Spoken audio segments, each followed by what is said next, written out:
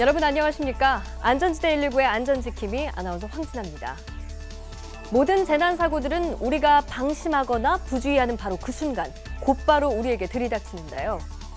오늘 안전지대 119에서는 한밤중에 아파트에서 불이 나 주민들이 긴급 대피하는 큰 소란이 일어났던 아파트 화재와 주행 중이던 5톤 트럭과 버스가 충돌해 트럭 운전자와 승객들이 다치는 사고가 발생한 아찔하고도 위험천만한 불안전지대를 진단합니다.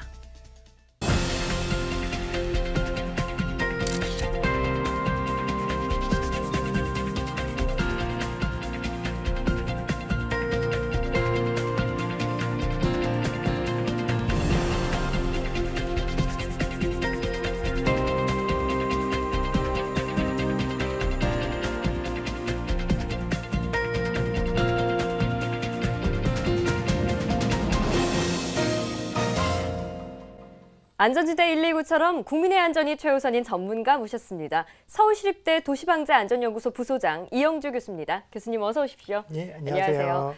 자, 항상 조심하다가도 잠깐 방심하면 사고는 그 틈을 무섭게 비집고 들어오는데요. 자, 이번에는 한밤중 아파트에서 불이 나 주민들이 놀라 대피한 화재 사고가 많았고요. 건물 옥상에 설치된 변압기에서도 화재가 발생했습니다. 우리 안전지대에서 늘 강조하고 주의를 주고 있는 부분인데요. 많은 사람들이 모여 사는 아파트는 불이 날 경우 대형 인명피해로 이어질 수 있잖아요, 교수님. 네, 가정 내 화재를 예방하기 위해서는요. 그야말로 자나깨나 불조심, 24시간 늘 주의를 기울이셔야 하는데요. 가스밸브는 항상 잠그는 습관을 꼭 들이셔야 되고요. 또 가스 누출 안전 검사는요. 정기적으로 받으셔야 되고요. 또 전기 콘센트 이런 것들은 먼지가 쌓이지 않도록 관리하는 게 매우 중요합니다. 밤 12시 20분. 한밤중 많은 사람들이 모여 사는 공동주택 아파트에서 불이 났습니다. 서울 노원구 화랑로에 있는 아파트에서 불길이 뿜어져 나오고 있습니다. 모두가 잠들었을 늦은 시간이라 더욱 위험한 상황인데요. 자칫 큰 불로 번질까 봐 소방대원들이 분초를 다투며 화재 진압 작전을 벌였는데요. 다행히 불은 인명피해 없이 20분 만에 꺼졌습니다. 많은 사람들이 모여 살아 자칫 대형 인명피해가 발생하기 쉬운 공동주택 아파트에서의 화재인 만큼 더욱 각별한 주의가 필요하겠습니다.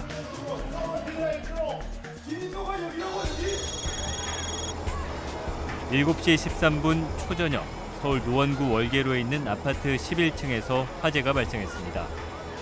검은 연기가 위층으로 퍼져 올라가고 있는 위급한 상황으로 저녁 시간 갑작스런 화재에 주민 40여 명이 놀라 대피하는 큰 소란이 벌어졌는데요. 119 소방대원들의 신속한 화재 진압으로 다행히 인명피해는 발생하지 않았습니다.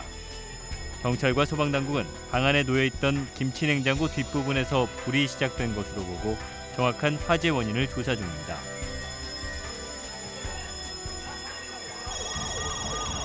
오후 5시 33분 서울 성북구 동소문동에 있는 건물의 옥상 변압기에서 화재가 발생했습니다. 119 소방대원들은 현장 도착 즉시 고압선 주변의 통행부터 통제하고 인명피해가 발생하지 않도록 만반의 조치를 했는데요. 119 소방대원의 신속한 처리로 다행히 인명피해 없이 불은 15분 만에 꺼졌습니다. 경찰과 소방당국은 건물 옥상에 설치돼 있던 변압기의 퓨즈 고장으로 화재가 발생한 것으로 추정하고 정확한 화재 원인을 조사 중입니다. 네, 끊이지 않고 일어나는 아파트 화재 여러 번 강조해도 지나치지 않는데요. 정말 조심해야겠습니다. 자, 소중한 보금자리 우리 집 화재 예방 안전수칙 다시 한번 짚어주시죠, 교수님. 네, 그렇게 할게요. 국민안전처 통계에 따르면요. 2012년 한 해 동안 발생한 화재 중에 59%가 주거 공간인 집에서 일어났다고 하는데요. 그로 인한 재산 피해도 442억 원에 달했다고 하니까요. 더욱 조심하셔야 되겠습니다. 네, 소중한 우리 가족들이 맘 놓고 쉴 수 있는 우리 집. 화재로부터 어떻게 안전하게 지켜낼 수 있을까요? 네, 인구 밀집 지역인 아파트나 빌라 이런 공동주택에 사시는 분들은요. 화재 시에 불이 옆집 또 윗집 이런 주변으로 옮겨붙을 가능성이 높기 때문에 자칫 큰 사고로 이어질 수 있으니까요. 더욱 조심하셔야 되겠고요. 또 가정화재 사망사고의 상당 부분이 화재 경보기는 설치되어 있는데도 불구하고 이 경보기가 제때 작동하지 않았기 때문에 발생했다는 통계를 봐서 알 수도 있듯이요. 평소에 정기적으로 화재 경보기가 잘 작동하는지 확인하셔야 되고요. 또 화재 위험이 특히 높은 부엌, 이제는 곧 날씨가 또 많이 추워지게 되면 쓰게 되는 난방기구의 사용 이런 것들에 각별한 주의를 기울이셔야 되겠습니다. 네, 교수님 말씀처럼 이 집안 화재하면 주방 화재를 빼놓을 수가 없는데요. 특히 어떤 부주의한 행동이 화재를 불러오는 걸까요? 네, 주방은 가정에서 직접 불을 사용하는 유일한 공간이기 때문에요. 불이 날까 항상 촉각을 곤두세워야 하는 화재 불안전지대라고 말씀드릴 수가 있겠는데요. 요리를 할 때 식용유 기름이 튀면서 쉽게 불이 붙을 수 있기 때문에요. 잠시도 자리를 비워서는 절대 안 되겠고요. 네. 또 잠깐이라도 부엌을 떠나는 경우에는요. 반드시 가스를 끄고 자리를 비우셔야 안전하겠습니다. 또 가스레인지 주변에는요. 불에 탈 가연 물질이 가급적 없도록 하셔야 되고요. 또 가스 오븐기 이런 것들도 필요할 때만 켜시는 게 좋겠습니다. 네. 또 아울러 전자레인지 이런 것들 많이 사용하시는데요. 이런 것들 사용하실 때 알루미늄 호일 이런 것들이라든지 또 금속 용기를 전자레인지 안에 직접 넣을 경우에 화재로 이어지기 때문에 절대로 이렇게 하시면 안 되겠습니다. 네, 알겠습니다. 집안 화재 경보기가 잘 작동하는지 자주 점검을 해라. 그리고 주방에서 가스와 전기를 사용할 때 항상 주의를 기울여야 한다는 말씀 또 새겨 들어야겠습니다. 이 잠깐의 방심으로 나와 내 가족, 이웃의 안전까지 흔들릴 수 있습니다. 오늘 당장 화재에 불안전한 곳은 없는지 주방을 비롯해 집안 곳곳을 세심히 살펴보시기 바랍니다. 새벽 3시 5분 올림픽대로 여의도 부근에서 승용차가 화염에 휩싸였습니다. 신속히 출동한 119 소방대원들이 총력 진화에 나섰는데요. 다행히 인명피해 없이 차량만 전소되는 것에 그쳤습니다. 경찰은 여의 2교에서 여의 하류 교차로 방향으로 주행하던 차량이 타이어에 펑크가 난 것을 모르고 달리다가 마찰열에 의해 차량에 불이 난 것으로 추정하고 있는데요. 하마터면 운전자의 인명피해로 이어질 뻔했던 위험한 차량 화재 현장입니다.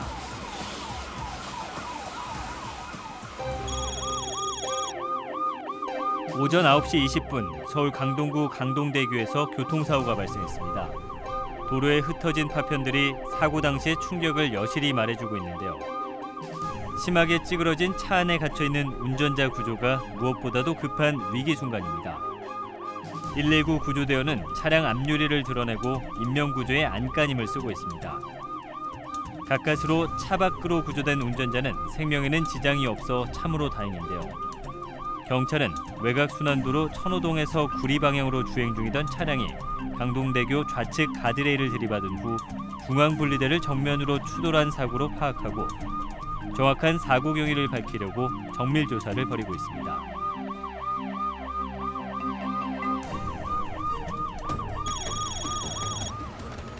밤 11시 4분 서울 서대문구 연세동문회관 앞도로 2차선에서 주행하던 5톤 트럭에 1차선으로 진로를 변경하다가 광역버스를 들이받는 사고가 일어났습니다. 119 구조대원들은 사고버스에서 승객을 구조해내기 위해 버스 유리창을 제거하고 구조 사다리를 설치했는데요. 119 구조대원들의 차분한 구조로 승객 전원이 생명에는 지장 없이 사고버스 밖으로 탈출했습니다. 금화 터널에서 도로바닥 요철 도색 작업을 마치고 가던 5톤 작업 트럭과 노선 광역버스가 충돌한 이 사고로 트럭 운전자가 중상을 입고 트럭과 버스의 승객 7명이 경상을 입어 급히 병원으로 옮겨졌습니다. 도로를 달리던 승용차가 화염에 휩싸이고 트럭과 버스가 충돌해 많은 승객들이 버스 유리창을 통해 긴급 구조되는 등 위험천만한 사고들이 많았습니다. 근데 교수님, 아까 영상에서도 봤지만 달리던 승용차가 큰 화염에 휩싸인 이유가 펑크난 타이어의 마찰 때문이라고 밝혀졌듯이 이 주행 중에 타이어에 펑크가 나면 정말 위험하다면서요. 네, 물론입니다. 특히 고속으로 달리는 중에 타이어가 펑크가 난다면 차량이 전복될 가능성까지 있어서 더더욱이 위험한데요. 네. 타이어는 자동차가 지속적으로 도로에 직접 맞닿아 돌아가는 유일한 부품인 만큼 운전자가 차에 오르기 전에 타이어 점검을 꼼꼼히 해야 하는 것은 당연하고요. 네. 또 주행 중에 타이어 펑크 시에 안전한 대처 요령을 꼭 알아두셔야 되겠습니다. 타이어를 미리미리 점검하고 도로를 달리면 사실 정말 좋을 텐데 그렇지 못해서 펑크가 났다. 이럴 경우에 안전한 대처 요령 뭘까요? 솔직히 모르겠어요. 네, 타이어가 펑 하고 터졌을 때는요. 당황하지 마시고요. 우선 핸들을 힘주어서 꽉 쥔 상태로요. 직진을 하면서 서서히 멈추게 해야 되는데요. 네. 이때 브레이크는 절대 밟으시면 안 됩니다.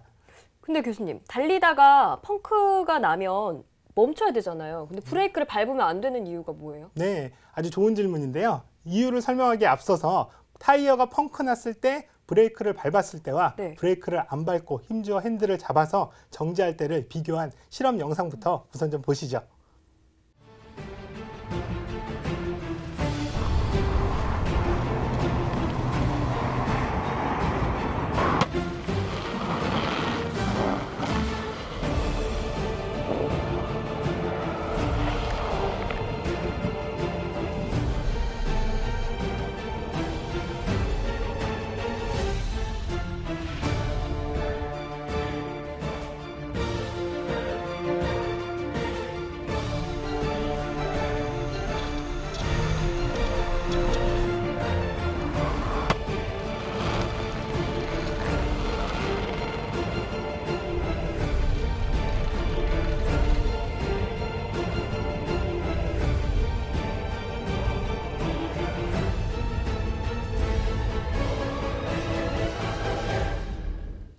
네, 실험 영상에서 보신 것과 같이 타이어가 펑크가 났을 때 브레이크를 갑자기 밟게 되면요, 타이어가 휠에서 이탈하게 되고요. 그렇게 되면 차량의 무게중심이 크게 흔들리면서 전복의 위험성이 상당히 높아지게 됩니다. 그래서 타이어가 터졌을 때 그 브레이크를 밟게 되면 큰 사고로 이어지게 될 확률이 높아지는 거군요. 네, 그렇습니다.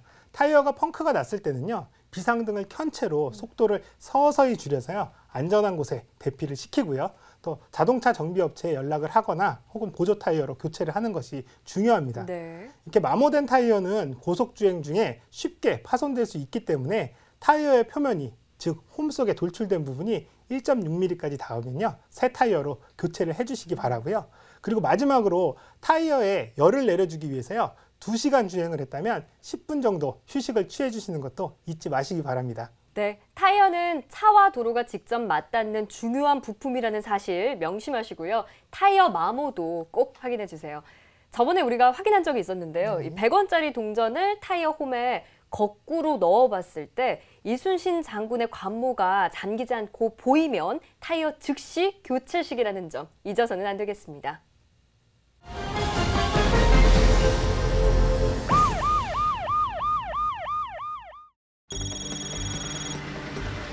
오후 4시 58분 서울 강서구 송정로에 있는 중국 음식점이 119 구조대원들로 긴박하게 움직이고 있습니다. 중국집 종업원이 면을 뽑던 중 제면기 롤러에 왼쪽 손이 말려 들어가는 아찔한 사고가 발생했습니다. 119 구조대원들은 현장 도착 즉시 제면기의 전원부터 차단하는 안전조치부터 실시했는데요. 다행히 사고 남성은 큰 부상이 아닌 것으로 확인됐습니다.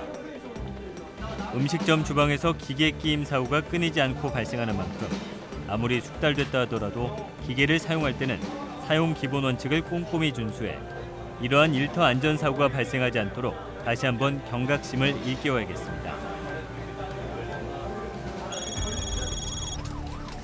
밤 10시 58분 강남 소방서 현장 구조 차량이 긴급 사이렌을 울리며 지하철로 긴급 출동합니다. 현장 도착 즉시 승객들의 안전을 위해서 통제선부터 치고 있는 한편 선로 아래편에서는 119 구조대원들이 몸을 잔뜩 숙인 채 구조 작업에 비지땀을 흘리고 있습니다.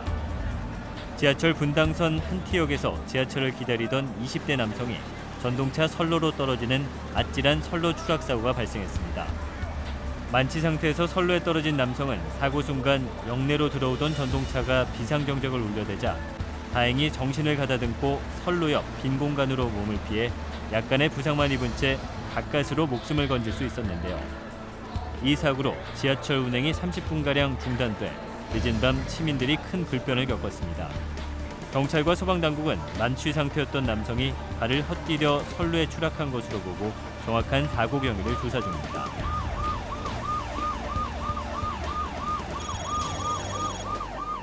낮 12시 10분 119 긴급 구조 차량이 서울 금천구 시흥동 골목으로 출동하고 있습니다. 다세대 주택 신축 공사장에서 붕괴 사고가 발생한 것인데요. 신축 건물 3층에서 작업 중이던 근로자 2명이 1층으로 떨어져 크게 다치는 사고가 발생했습니다.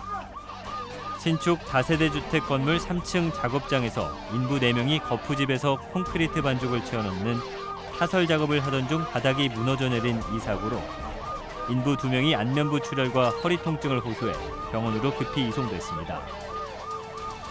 경찰과 소방당국은 3층 콘크리트 작업 중 바닥이 무게를 견디지 못하고 붕괴된 것으로 보고 정확한 붕괴 사고 경위를 조사하고 있습니다.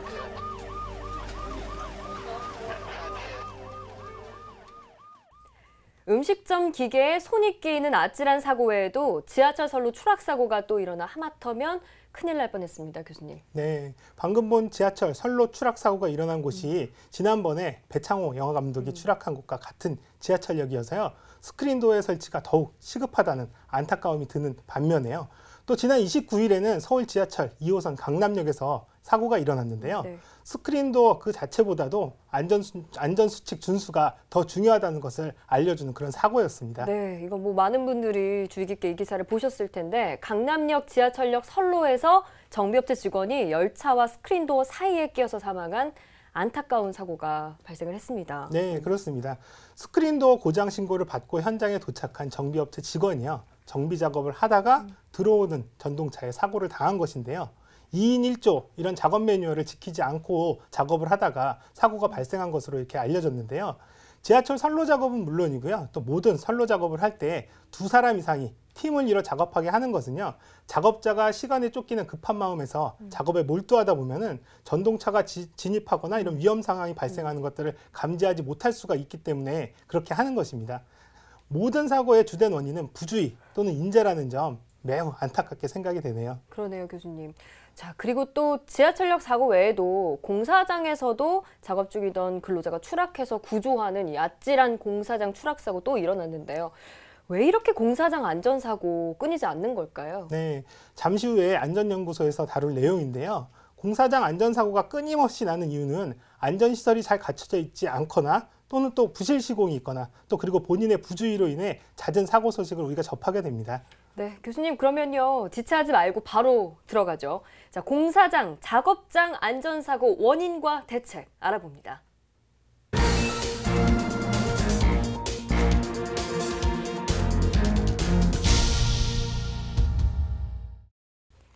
지난 3월 9명의 사상자를 낸 용인의 도로교각 공사장 붕괴 사고도 그렇고요. 지난 5월 인천 조달청 창고 신축 공사장에서 대형 철골 구조물이 갑자기 무너져 현장 근로자 1명이 숨지고 4명이 다치는 공사장 사고가 발생했습니다. 이 건설 현장에서 직접 일하는 인부들은 물론이고요. 그 가족들의 걱정도 이만저만이 아닙니다. 자, 왜 이렇게 공사장 사고 끊이지 않는 걸까요? 네. 먼저 지난 2월 붕괴 사고로 근로자들이 다친 서울 사당종합체육관 신축 공사 현장의 책임자가 얼마 전에 구속 기소됐다는 소식이 전해졌는데요. 네. 이는 지난해 개정된 공사 기준대로 건물을 설계하지도 않았고요.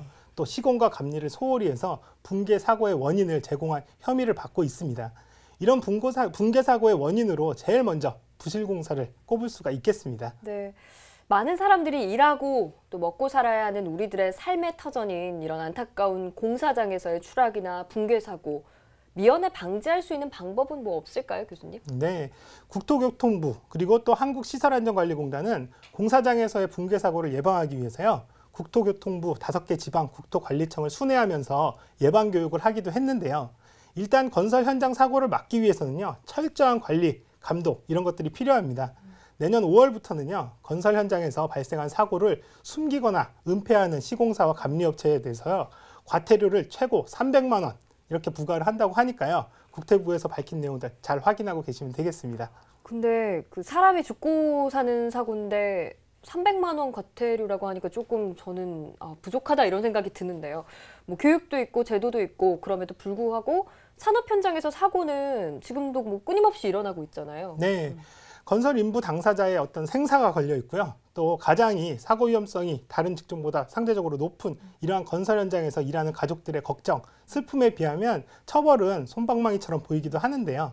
산업재해 통계에 따르면요, 2013년도 한 해만 건설 현장에서 23,600여 명의 재해자가 발생을 했다고 보고되고 있고요. 또 이는 전년 대비해서 한 250명이 증가한 수치입니다. 이 중에서 사망자는 567명으로요. 전년보다 71명이나 늘었다고 하네요. 건설 현장 내의 안전사고는요. 한국 고유의 특성인 빨리빨리 이런 문화와 또 미흡한 안전관리 시스템에 따른 인재인 것으로 이렇게 풀이가 되는데요. 사고의 원인의 대부분이 굉장히 빠듯한 작업 일정 그리고 또 안전수칙 위반 등으로 발생했기 때문이라고 보겠습니다. 네, 교수님, 그 건설 현장 사고 막기 위해서 작년부터 암행 점검까지 나선 걸로 알고 있는데요. 이런 방법이 효과가 좀 있었나요? 네, 암행 점검 이런 것들은 이제 국토부와 계약을 맺은 건설 전문 기관과 관할 지방자치단체가 예고 없이 건설 현장을 찾아가서요. 내진 설계 규정이 맞게 됐는지 살펴보기도 하고요. 또 샌드위치 패널 이런 것들이 시료를 채취해서 불량 건축 재료를 사용하지 않았는지 이런 것들을 이제 확인하는 방식으로 진행되었는데요. 네. 하지만 정부의 안전관리 대책이 크게 효력을 발생하고 있지는 않은 게 실정입니다.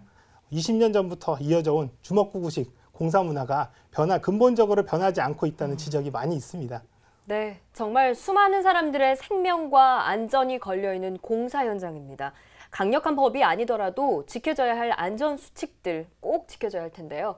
자, 그렇다면 교수님, 건설 현장에서의 안전 수칙 알려주시죠. 네, 일단 건설 공사장의 근로자가 고층을 오르내릴 때에는요. 기본적인 개인 안전보호구, 안전모라든지 또 안전화, 각반, 안전벨트 등 안전에 관련된 용품들을 착용하셔야 되고요.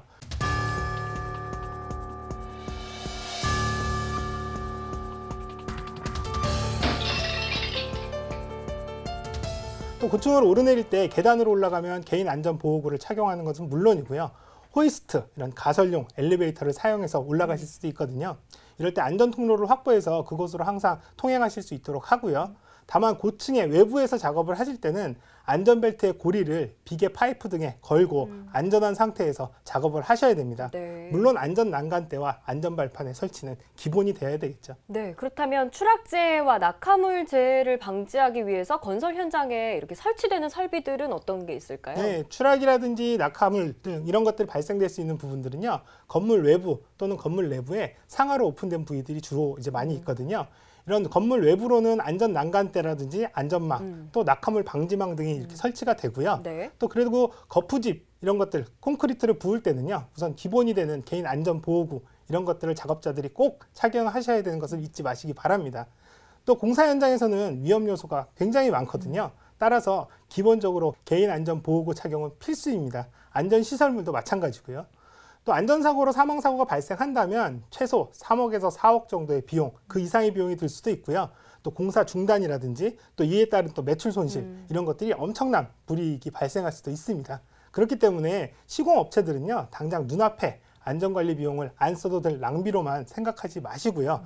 안전사고 예방 비용을 필요한 것에 신속히 충분히 투자해서요. 공사를 안전하게 진행하는 것이 결과적으로 경제적으로도 도움이 된다는 사실 잊지 마시길 바랍니다. 네, 안전연구소 알아야 산다 이번 시간은 노동자들의 삶의 터전인 건설 현장에서의 안전사고에 대해 자세히 알아봤는데요.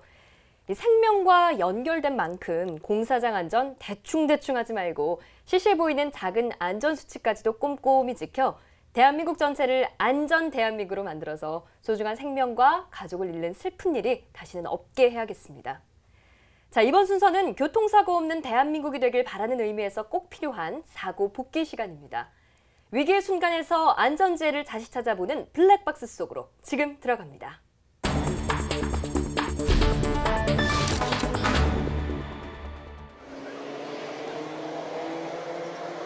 사고가 나자마자 굉음을 내며 달려가는 사고 처리 견인차, 속칭 레카차들인데요.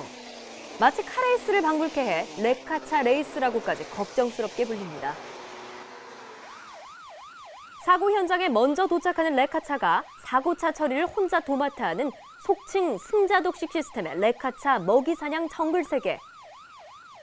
사고차를 견인해 수리센터로 이송하는데 도움을 준다는 본래의 취지에 무색하게 과속운전에 차선 위반, 신호 위반은 시군중 먹기로 하고 막가파식 역주행 등 난폭운전을 일삼는 도로 위 위험한 폭주족, 무법자로까지 불립니다.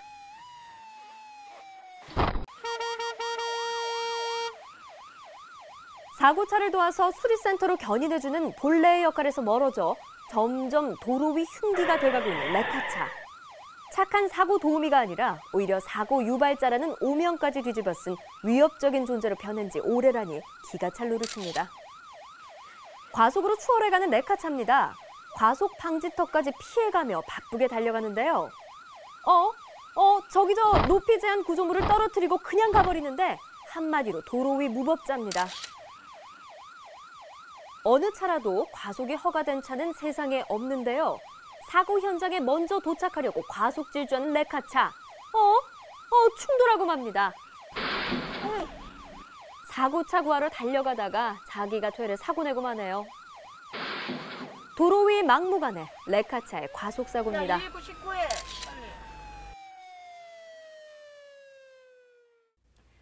사고 난 차를 도와서 수리센터로 견인해주는 견인차, 흔히 레카차라고 부르는데요. 자, 이 차들이 도리어 무시무시한 도로 위 흉기가 돼 간다는 보도 자주 접했는데 이걸 영상으로 직접 확인하니까 정말 무섭네요, 교수님. 예, 운전하다 보면은 굉장히 빠르게 위험하게 가는 레카차들을 볼 수가 있는데요. 요즘 운전하는 분들이 요즘 입을 모아서 하는 말씀이 레카차가 무섭다라는 것인데요. 맞아요. 심지어는 막가파레까 이런 이제 무시무시한 말까지 생길 만큼요. 견인차들이 난폭 운전이 큰 문제가 되고 있는데요. 견인차, 즉 레카차들이 이러한 폭주 운전에는 나름 이유가 있다고 그러는데요. 먼저 사고 현장에 먼저 도착하는 레카차가 사고 차량을 독점하게 되는 이런 구조인데요.